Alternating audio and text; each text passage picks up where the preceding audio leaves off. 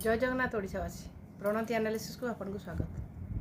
गत वीडियो रे आपन को बजेट विषय किछि कहिथिली किंतु एथरक 2023-24 आउ 2024-25 रो आमे तुलनात्मक बजेट देखिबा। प्रशासनिक खर्च थिला 2023-24 रे 94,000 कोटी किंतु 24-25 रे सेटा हैला 97,725 कोटी। सेमती कार्यक्रम खर्च है 1,25,000 कोटी केवे 2023-24 रे 2024-25 रे हैला सेटा 1,55,000 कोटी। सेमती आमे जदि विपर्जय पांठी की जिबा 2023-24 रे सेटा थिला 3,700 कोटी किंतु 24-25 रे सेटा हैला 3,900 कोटी।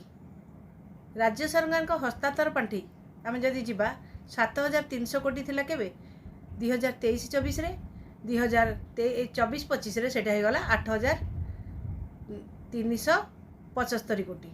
आम जदि टोटाली बजेट को जीवा 2023-24 रे सेटा थिला केते ना 2,30,000 कोटी किंतु जदि आम 24-25 को जीवा ताले सेटा हो गला 2,65,000 कोटी।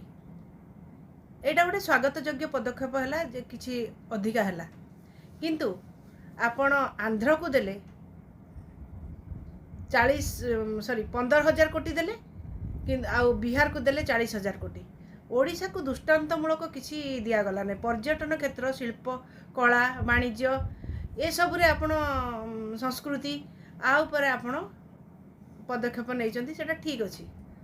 रेलवे को 10,586 करोड़ टंका आपड़ देइछन्ति जोटा कि बहुत बड़ कथा सेटा कारण गमनागमन जोगाजोग जदि ठीक है ताहले व्यापार वाणिज्य ठीक हम यहीटा आपण यूपीए अमल ठारू 12% अधिका देइछन्ति जोटा कि बहुत स्वागत योग्य पदक्षेप।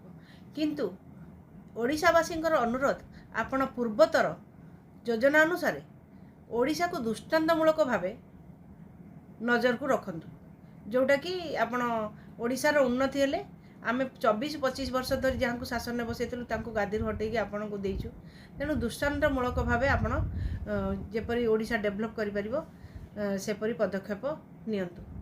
रहिली नमस्कार। वीडियोटी भल लागिले लाइक शेयर सब्सक्राइब करिया को केबे भी भूलियो नै। जय श्री राम।